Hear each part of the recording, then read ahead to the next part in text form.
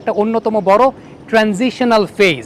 প্রথমত ৩টা-৬-এর একটা বৈশিষ্ট্যের জায়গায় আমি আপনাদেরকে বলবো, তা হচ্ছে ৩টা-৬ দুইটা পার্টিকুলার জোন দিয়ে তাওহিদ হৃদয় মেরেছেন এবং একই জায়গায় পিচ করা বলকে দুইটা জায়গা দিয়ে ৬ মারার এই জিনিসটা কার কাছে দেখেছেন?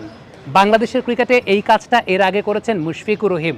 আমরা যদি একটু কম্পেয়ার করে দেখাতে চাই, তাওহিদ হৃদয় আজকে যে কাজটা করেছেন, সিমিলার জায়গায় পিচ করা বল ডিপ মিড উইকেট দিয়ে দুইটা মেরেছেন, একটা মেরেছেন এক্সট্রা কাভার অঞ্চল দিয়ে। মুশফিকুর রহিম বিপিএলের মঞ্চে আমরা দেখেছিলাম একই জায়গায় পিচ করা বল একটা ডিপ মিড উইকেট দিয়ে একটা এক্সট্রা কাভার দিয়ে তিনি বাউন্ডারি মেরেছিলেন। সো এটা কারা মারতে পারে জানেন? যাদের টেকনিকের জায়গাটা অনেক বেশি মাত্রায় শার্প।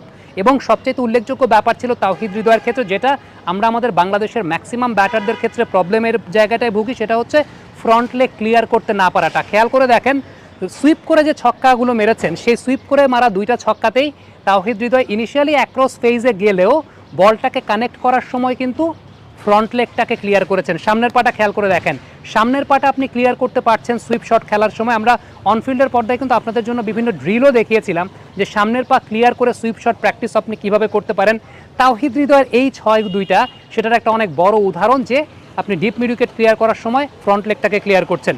দ্বিতীয়ত, যখন তিনি এক্সট্রা কাভারে শট খেলছেন ইনসাইড আউট, তখনও কিভাবে ফ্রন্ট লেগটাকে ক্লিয়ার করছেন। এবং এই ফ্রন্ট লেগ ক্লিয়ার করার জায়গাটাই এটাই সবচেয়ে ইম্পর্টেন্ট ফ্যাক্টরের জায়গা। আমরা অনফিল্ডের পর্দায় আপনি কিভাবে এরকম পজিশন বের করে এক্সট্রা কাভার দিয়ে ছক্কা মারতে পারেন, বেশ কিছু ড্রিল, সেটাও কিন্তু আমরা দেখিয়েছিলাম। চাইলে সেই ড্রিলগুলো আবারও দেখে নিতে পারেন। পর্দায় আপনারা এই মুহূর্তে ওই ড্রিলের একটা একাংশ দেখছেন। কিন্তু মুশফিকুর রহিম এবং তাওহিদ হৃদয় দুজনই বগুড়ার, এবং মুশফিকুর রহিমকে ফলো করেন ছোটোবেলা থেকেই তাওহিদ হৃদয়।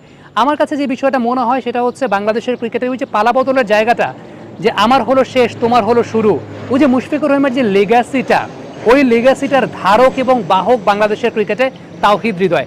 মাইন্ড ইট, এটা আমার কাছে মনে হয়। আজকে আর ডেটটা আপনি লিখে রাখেন, আমি আপনাকে আজকে বলছি, মুশফিকুর রহিম যাওয়ার পর টেস্ট ক্রিকেটে বাংলাদেশের মেইন ব্যাটার হবে তাওহিদ হৃদয়।